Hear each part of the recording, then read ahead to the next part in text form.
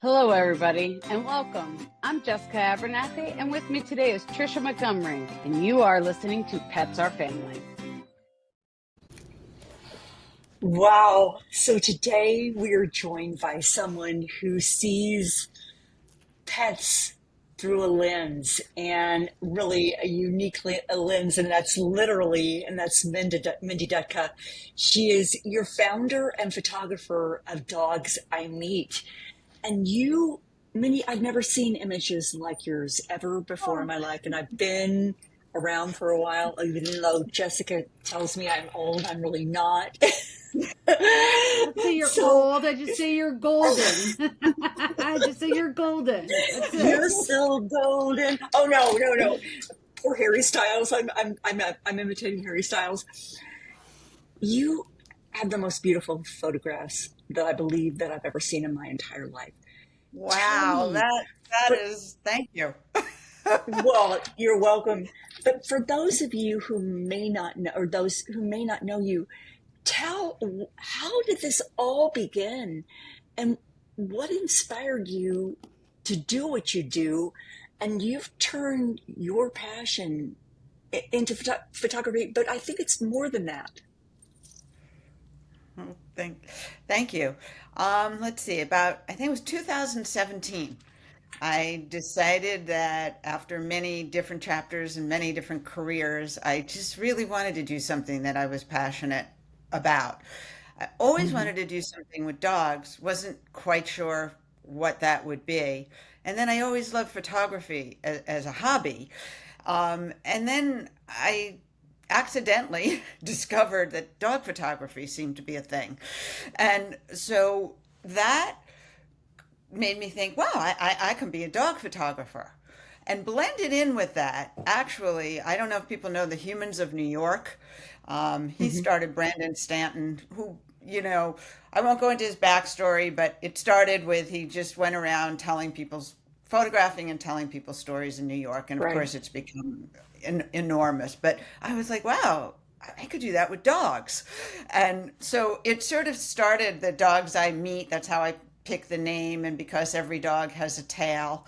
And I know that everybody imagines, what are the dog stories? Like, what were their stories before they came to us? Like, what are the stories that they bring to us that, like, how they change our life? Or what about the street Yeah. dogs? Like, I believe everybody's always wondering about their stories.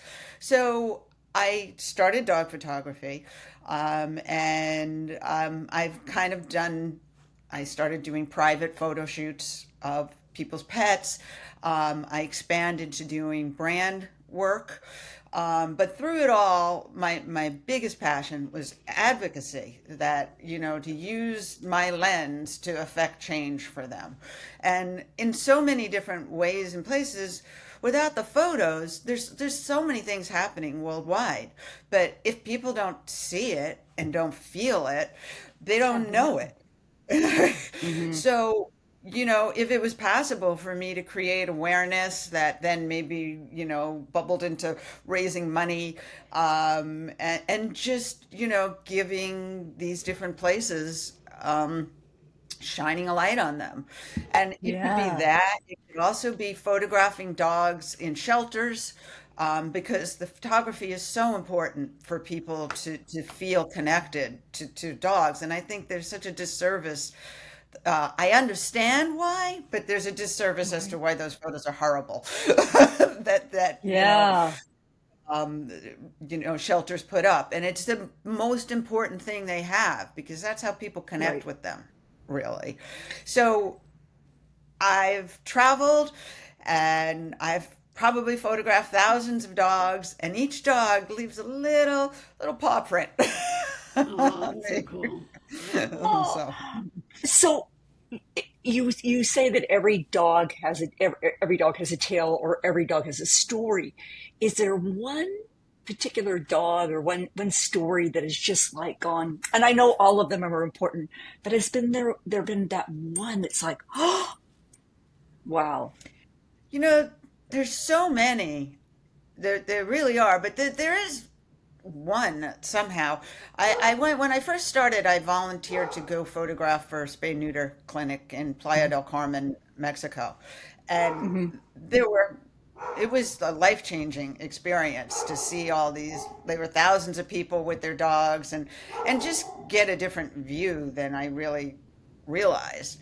Right. And there was this one dog that literally didn't have any owners.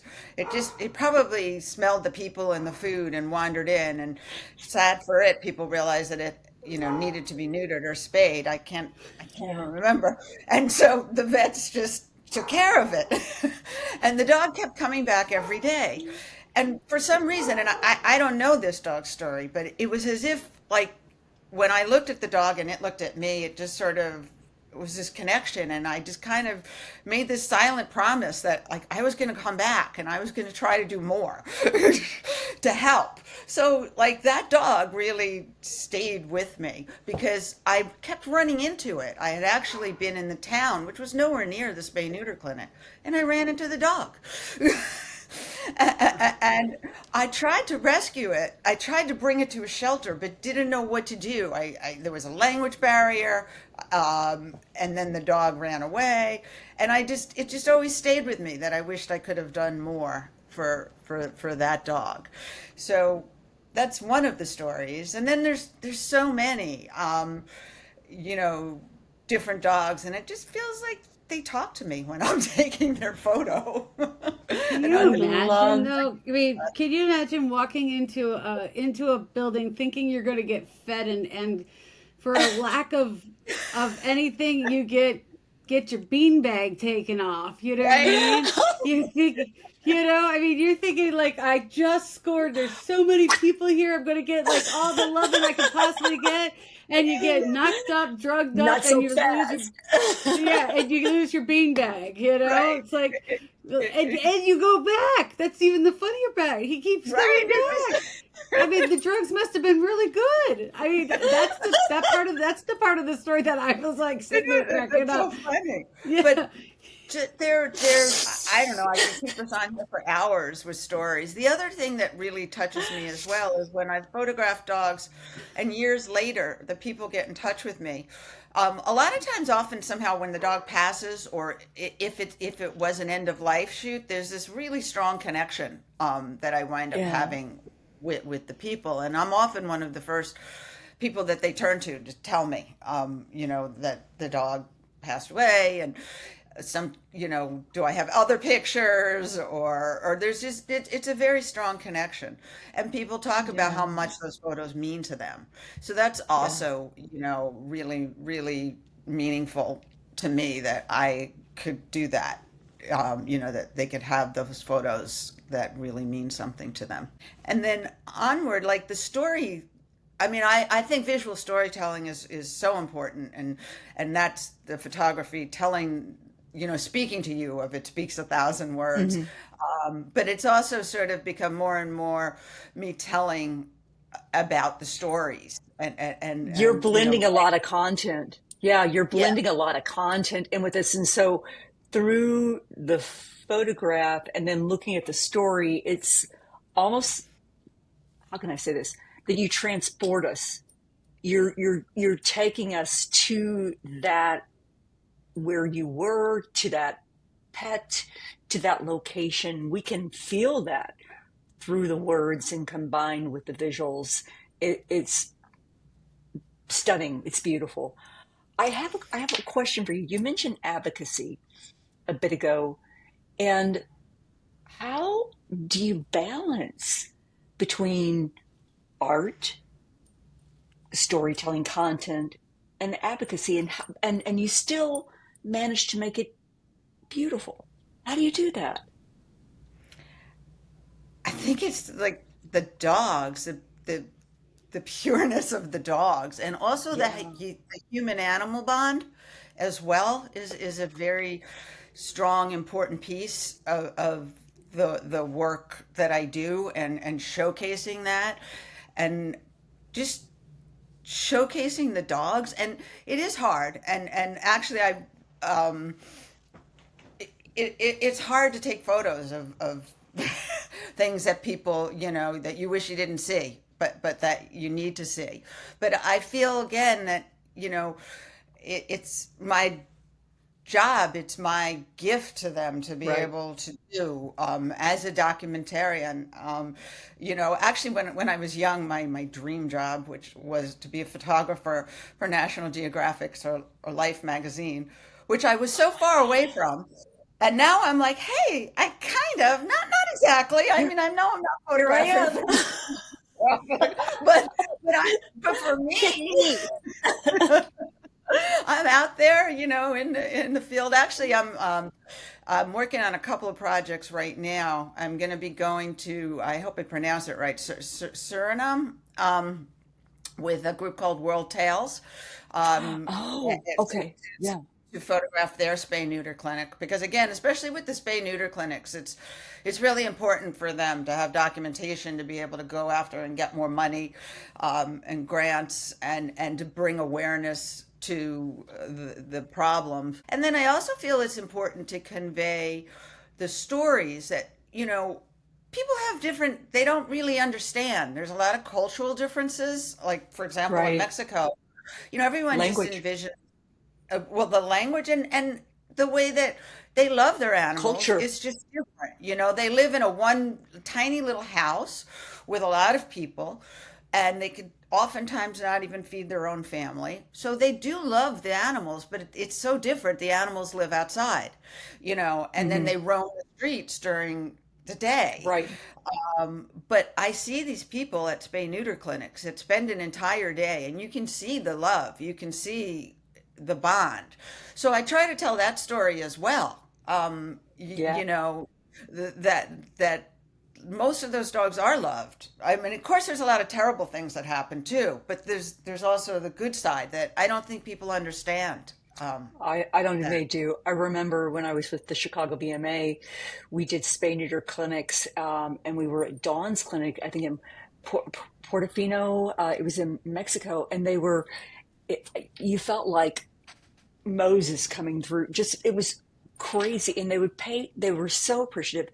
They would pay you with mangoes and like coconut water. And it was just the love that they had for right. their pets was just so beautiful and so pure that it's incredible.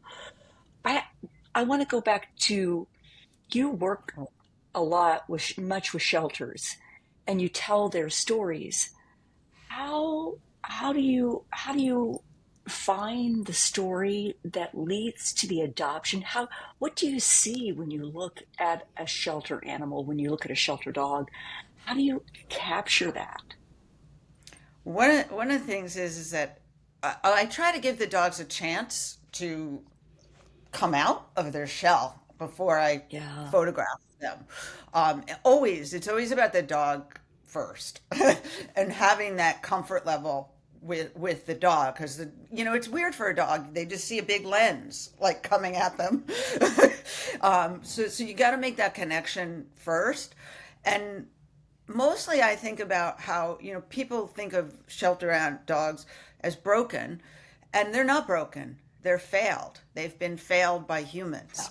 Every dog just, you know, deserves to become the dog that they are, and hopefully finds the right family and the right way, because you hear story after story about dogs, and it's one of the most beautiful things to watch is a dog, come out of that and know that it's safe and know that it can play and love.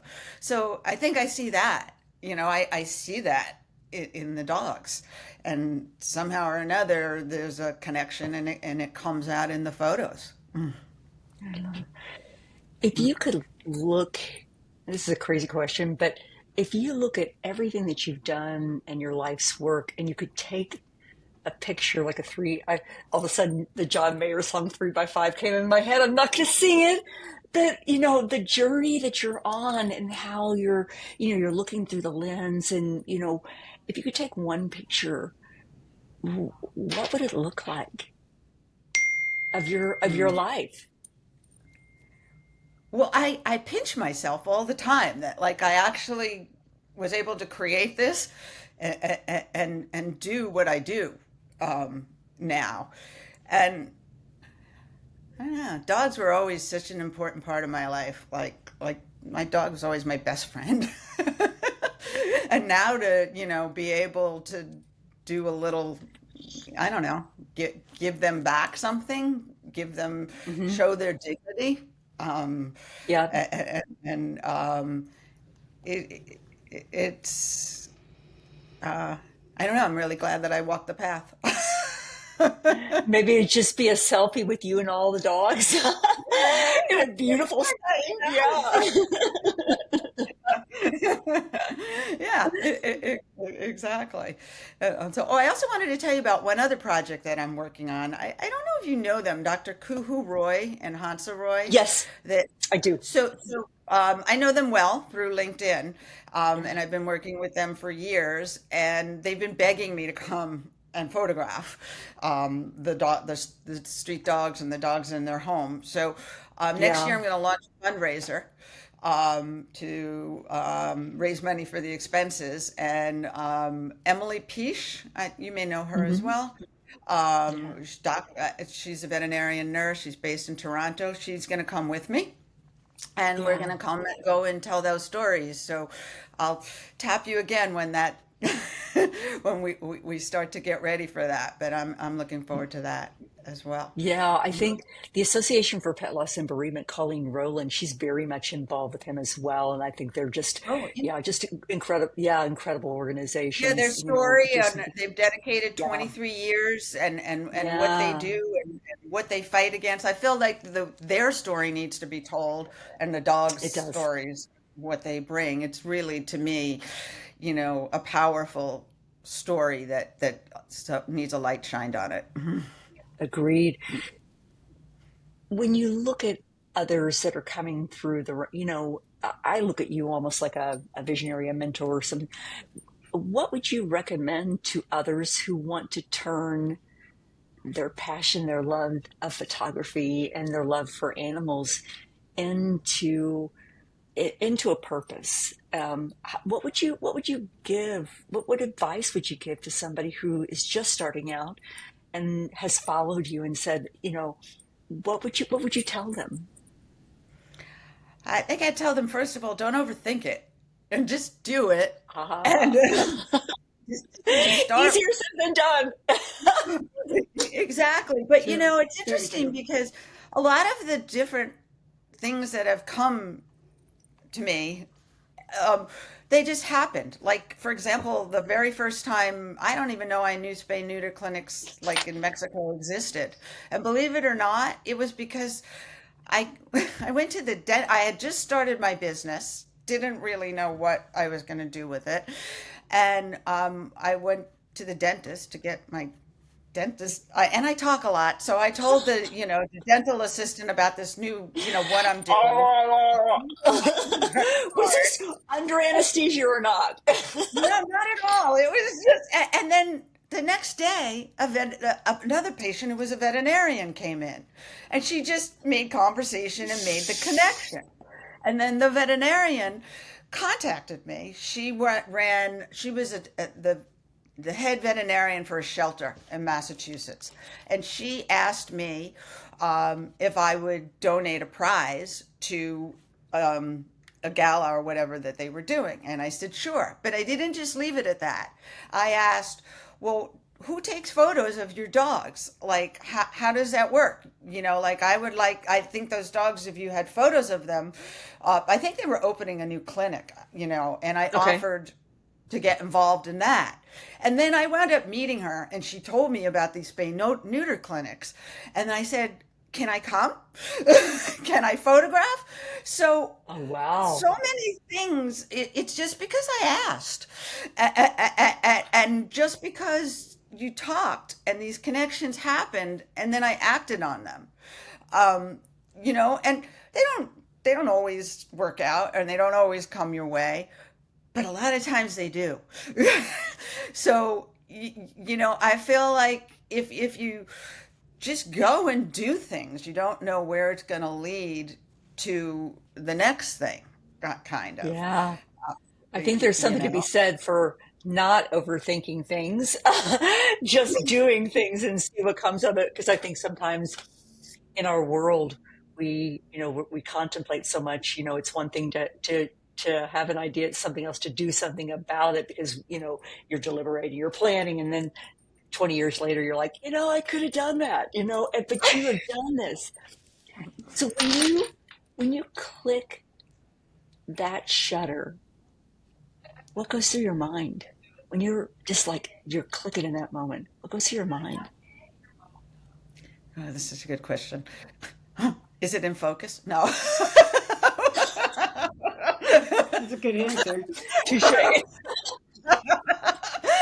Um, I actually kind of get into the zone. Like Hmm.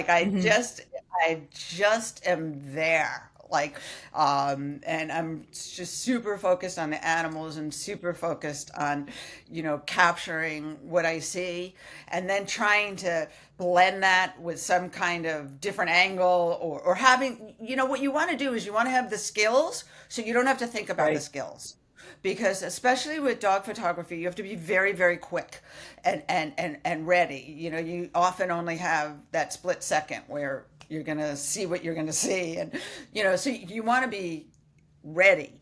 Yeah. So um, I try to let all that go, and all along the path I've also studied. I actually went, I've done one-on-one mentorships with other dog photographers.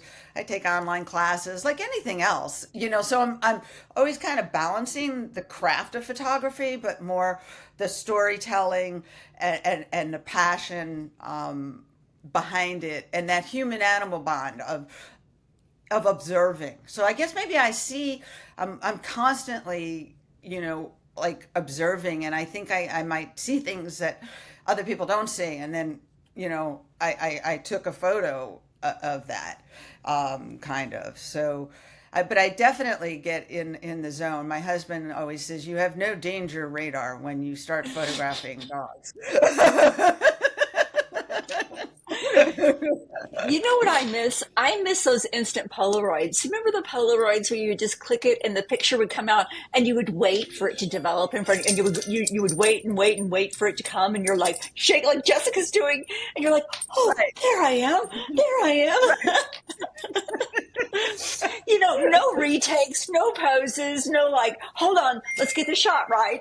All those things, just absolutely hilarious. Oh my gosh, oh my gosh. Oh Exactly. my goodness. If you could think about like one like way that you would like to be remembered for everything that you've done, what would that be? That I gave the dogs a voice because they don't have a voice. So of course you can't give all the dogs a voice, but the dogs that I come into contact with, you know, I I like to think that I was a voice for them through my lens, and other things that, I was able to do. So You've blended the content, compassion, connection with just embracing something that all of a sudden it's like I like doing this, I like doing that, and combine that. I love that. If our listeners wanted to get in touch with you, how would they get in touch with you, and how would they connect with you, Mindy? my website is dogsimeet.com. Instagram is at dogsimeet. Facebook, but I'm not on very often. It's at Dogs I Meet, although it might be at Dogs I Meet Pet Photography, but you can find me. I have a strong presence on LinkedIn as well, Yeah. under my name. And so, I welcome people reaching out for different things, for different projects that I can get involved with, different stories that I can tell. And I also just, the pet space is fascinating to me, both It as a pet is. parent and as an advocate. So it's been really interesting, um, connecting with all these different people doing all kinds of really interesting things. You yourself, with early detection to cancer, hats off to you. But I love being in the space as well. And even connecting people. We talked about Love Baxter, like what a fabulous, thing that Adam Greenbaum is doing. And we connected because I loved what he was doing and where it intersected with what I did, and been able to share, resources and so forth. And so I love that too, about it. So it's also a way of, just feeling that there's a purpose, for what behind it. Exactly. I have to tell a story. I stalked him on LinkedIn, and I'd known him in the veterinary profession forever, and I contacted him on LinkedIn, and I messaged him, and I said, you don't know me. I said, but I want to know you. I want to work with you. I want to work alongside you. I want to be with you. And he like messaged me back immediately, and it was just like, wow. Thank you. It was like, that kind of thing. It just made stalking, which was a good thing. I know. Creepy stalking, that would be me. Right. You did exactly what I was talking about, though. And that's where the magic happens. It does. Because if you sit and wait for things to happen, they're never going to happen, ever. You're going to sit your life on your freaking laurels, and it's never going to happen. But you got to step up, take the jump, take the leap. Life is too freaking short. It just is. Absolutely. Exactly. And if you're like, oh, I don't know, I'm not ready for that, I'm not good enough, or I don't know that, or just go and do it. And so it makes me think too, I photographed for the veterinary emergency group for a few years, which was really interesting. And the way I did that was there were so many stories in their hospitals, and what's different about them is they don't separate you from your pet. So that, there's that strong human animal bond and respect for it. Right. Whereas a lot of other places, they take your pet away from you, and it's so stressful for you and for the pet.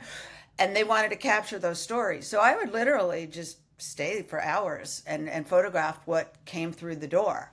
So that was whole nother angle. And I learned a lot from that. Doing that and capturing those moments, and it all just kind of blends together, and then before you know it, you know what you're doing. Mindy, what a beautiful life you have led, and that you have, and I cannot to see where you go next, what happens next. Thank you for spending your time with us. You could spend it with anybody, and just what an honor to have you on today. Thank you, and we're going to definitely have you back. Thank you. Such a pleasure, and your kindness means a lot. You're welcome. Thank you. Bye, everybody. Thanks for listening to Pets Are Family. You can find us on all the channels now. Yes, all of the channels now.